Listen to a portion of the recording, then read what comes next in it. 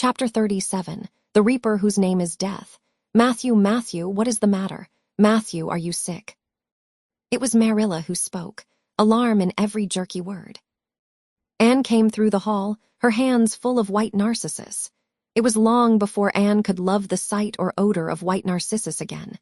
In time to hear her, and to see Matthew standing in the porch doorway, a folded paper in his hand, and his face strangely drawn and gray. Anne dropped her flowers and sprang across the kitchen to him at the same moment as Marilla. They were both too late. Before they could reach him, Matthew had fallen across the threshold. "He's fainted," gasped Marilla. "Anne, run for Martin, quick, quick. He's at the barn." Martin, the hired man, who had just driven home from the post office, started at once for the doctor, calling at Orchard Slope on his way to send Mr. and Mrs. Barry over. Mrs. Lynde, who was there on an errand, came too. They found Anne and Marilla distractedly trying to restore Matthew to consciousness. Mrs. Lynde pushed them gently aside, tried his pulse, and then laid her ear over his heart. She looked at their anxious faces sorrowfully, and the tears came into her eyes. "Oh, Marilla," she said gravely, "I don't think we can do anything for him." "Mrs. Lynde, you can't think Matthew is. Anne could not say the dreadful word. She turned sick and pallid. "Child, yes, I'm afraid of it. Look at his face. When you've seen that look as often as I have, you'll know what it means."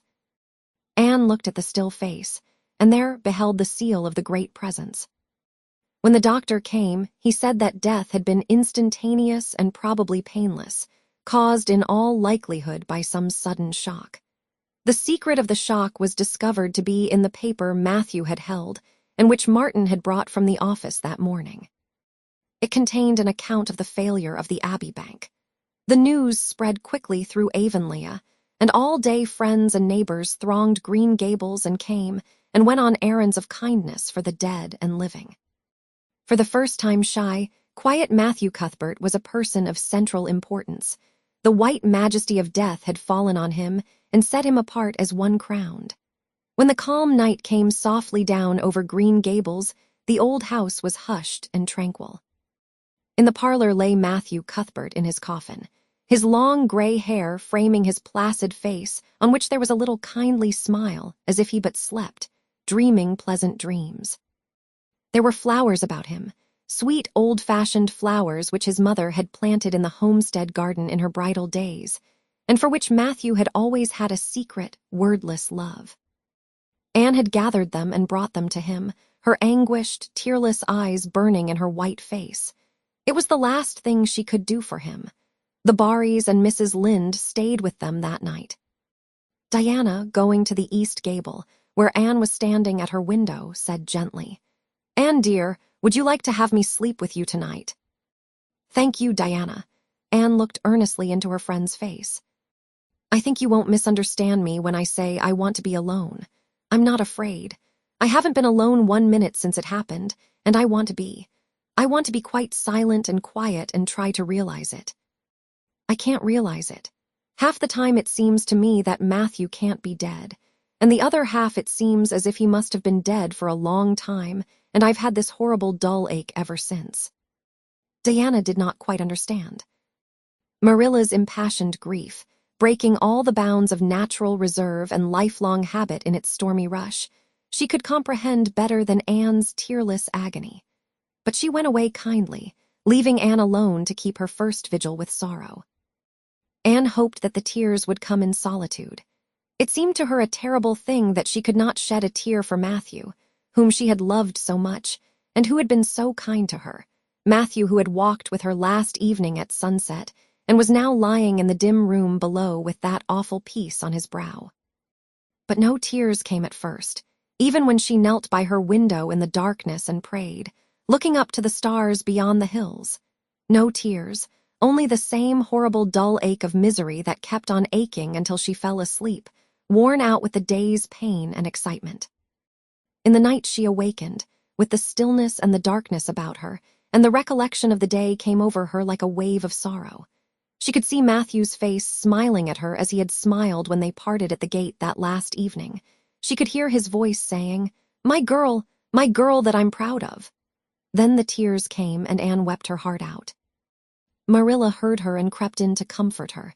There, don't cry so, dearie. It can't bring him back. It isn't right to cry so. I knew that today, but I couldn't help it then.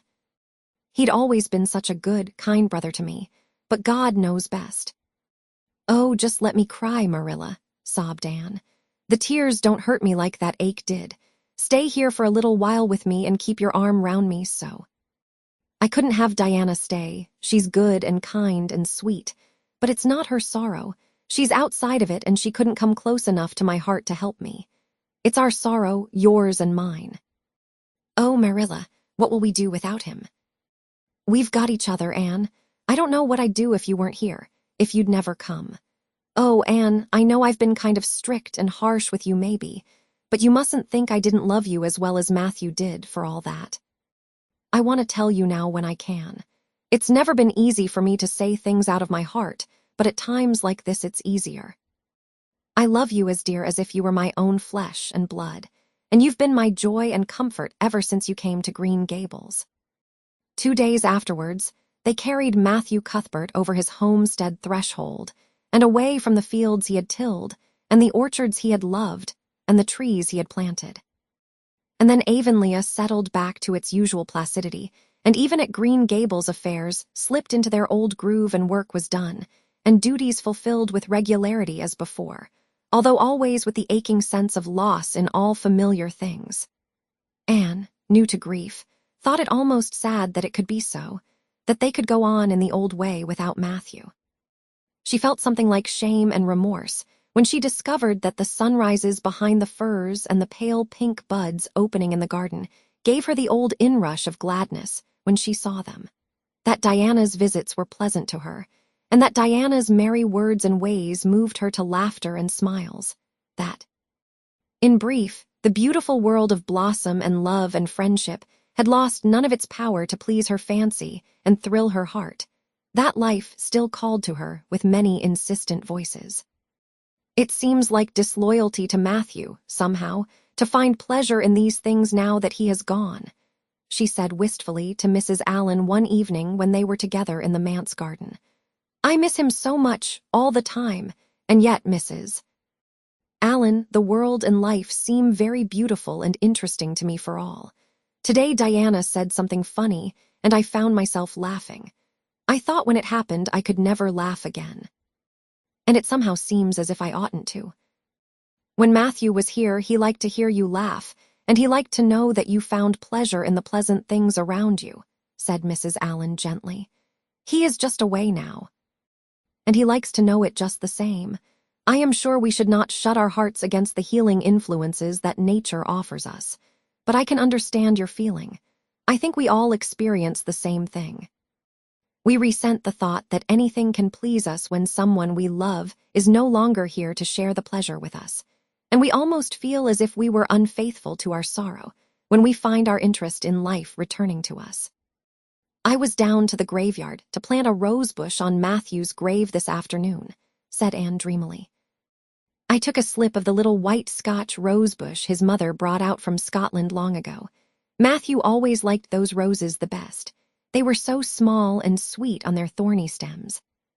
It made me feel glad that I could plant it by his grave, as if I were doing something that must please him in taking it there to be near him. I hope he has roses like them in heaven. Perhaps the souls of all those little white roses that he has loved so many summers were all there to meet him. I must go home now. Marilla is all alone, and she gets lonely at twilight. She will be lonelier still, I fear, when you go away again to college, said Mrs.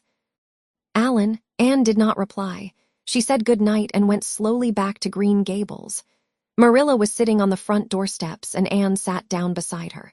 The door was open behind them, held back by a big pink conch shell with hints of sea sunsets in its smooth inner convolutions. Anne gathered some sprays of pale yellow honeysuckle and put them in her hair.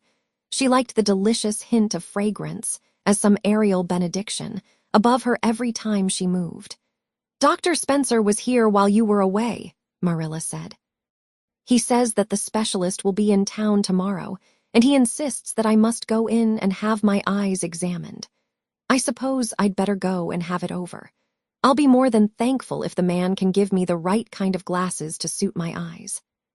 You won't mind staying here alone while I'm away, will you? Martin will have to drive me in, and there's ironing and baking to do. I shall be all right. Diana will come over for company for me. I shall attend to the ironing and baking beautifully. You needn't fear that I'll starch the handkerchiefs or flavor the cake with liniment. Marilla laughed. What a girl you were for making mistakes in them days, Anne. You were always getting into scrapes. I did used to think you were possessed. Do you mind the time you dyed your hair? Yes, indeed. I shall never forget it, smiled Anne, touching the heavy braid of hair that was wound about her shapely head. I laugh a little now sometimes when I think what a worry my hair used to be to me, but I don't laugh much because it was a very real trouble then. I did suffer terribly over my hair and my freckles. My freckles are really gone. And people are nice enough to tell me my hair is auburn now, all but Josie Pye. She informed me yesterday that she really thought it was redder than ever, or at least my black dress made it look redder, and she asked me if people who had red hair ever got used to having it. Marilla, I've almost decided to give up trying to like Josie Pye. I've made what I would once have called a heroic effort to like her, but Josie Pye won't be liked. Josie is a Pye, said Marilla sharply, so she can't help being disagreeable.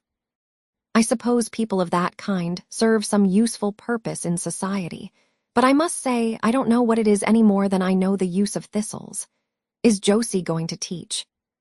No, she's going back to Queen's next year. So are Moody Spurgeon and Charlie Sloane. Jane and Ruby are going to teach, and they have both got schools.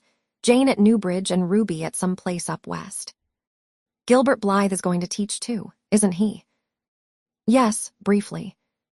What a nice-looking fellow he is, said Marilla absently.